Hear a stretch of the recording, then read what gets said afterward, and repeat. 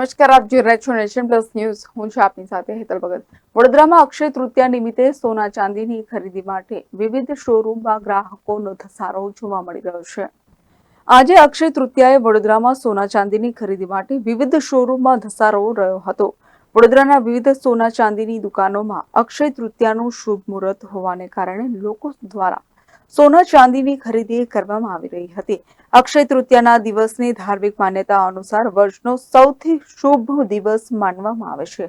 અક્ષય તૃતીયા એટલે કે અખત્રીજના દિવસે વણજોયું મુહૂર્ત હોય છે. આ પાવન દિવસે કોઈ પણ શુભ કાર્ય મુહૂર્ત જોયા વગર કરી શકાય છે. પણ 24 વર્ષ બાદ એવો સંયોગ આવ્યો છે કે આ દિવસે શુભ માંગલિક પ્રસંગ નહીં થઈ શકે. વડોદરાના સોનાની દુકાનોમાં મોટી સંખ્યામાં ગ્રાહકો ઉમટ્યા હતા અને સોના ચાંદીની ખરીદી કરી હતી.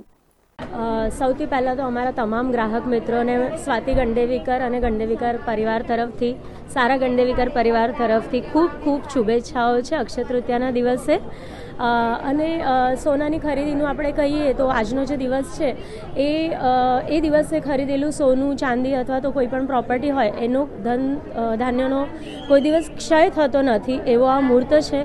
ખૂબ જ શુભ મુહૂર્ત છે અને દર વખતના કમ્પેરિઝનમાં કદાચ આપણે જોવા જઈએ તો સોનાના ભાવમાં 20% જેવો વધારો થયેલો છે. જેથી કરીને દર વર્ષની કમ્પેરિઝનમાં જોવા જઈએ તો કાયમ કરતાં 50% જેવી જ વેચાણ થાય એવી શક્યતા છે. એમાં પણ વધારે કરીને ગ્રાહકો જે તમે જોઈ શકો છો અહીંયા, તો એમાં દાગીનાની ખરીદી દર વર્ષની કમ્પેરિઝનમાં ઓછી જોવા મળશે, જ્યારે નક્કર લગડી અને કોઈનનું વેચાણ થોડુંક વધારે જોવા મળશે. ખાસ કરીને વિશેષ મુહૂર્ત પણ છે જેનામાં આ વખતે માંગલિક પ્રસંગ થોડા ઓછા છે, તેથી લઈને શકુનનું સોનું લેવા લોકો પસંદ કરી રહ્યા છે. હા, ભાવ ગમે તેટલો વધે કે ઘટે, પણ એક વસ્તુ છે કે કદાચ ઘરમાં કોઈ પ્રસંગ હોય કે ન પણ હોય, પણ આ મુહૂર્ત ઉપર, શકનના મુહૂર્ત ઉપર સોનું લઈને રાખવું એ આપણા ભારતની એક પ્રથા જ છે.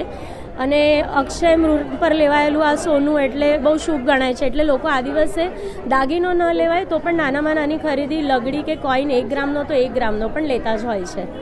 શું કહેશો જે વિચારેલી લોકો છે જેને ખરીદી કરવાની છે તે માટે? શેના માટે? સોના માટે જે ખરીદી કરવા માટે જે બીજા લોકોને શું કહેવાનું છે આ મુહૂર્તના? અચ્છા, એટલે આ મુહૂર્ત બહુ શુભ છે. અમે તો એમ જ કહીશું કે આ મુહૂર્ત પર નાનું તો નાનું પણ થોડું પણ સોનાની ખરીદી દરેક ગ્રાહકોએ કરવી જ જોઈએ, દરેક વ્યક્તિએ કરવી જોઈએ. કારણ કે સોનું ભલે આમ પડી રહેતું હોય પણ એ આજે નહીં ને કાલે એ બહુ જ કામની વસ્તુ છે. તો દરેકે ખરીદી તો કરવી જ જોઈએ અમારા હિસાબે.